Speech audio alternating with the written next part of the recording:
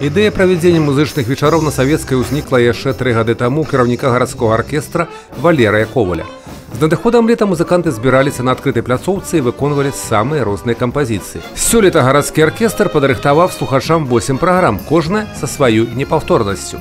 У праграме урачыстага закрыцця аб'ядналіся ў адну ўсе 8.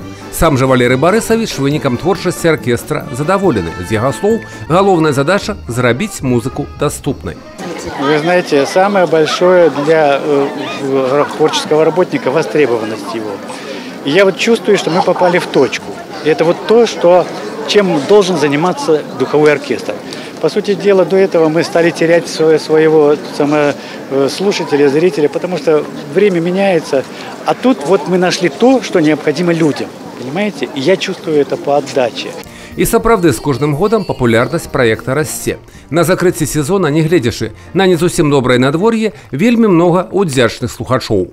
Очень благодарны дирижеру оркестра за такой предоставленный красивый праздник для города Бреста. Очень приятно все слышать, вспоминается молодость. Как играют, как поют, очень хорошо. Да, спасибо им, спасибо. Вообще замечательно. Ковалю большое спасибо, он очень, я давно знаю. Он как дирижер, он вырос, не только вырос, но он духовно, мне кажется, он раздает духовное тепло всем людям. Музычныя вечары на Савецкай былі прымеркаваны да прафесійных святаў. Наступны год, абяцаюць арганізатары, будзе яшчэ больш насычаным.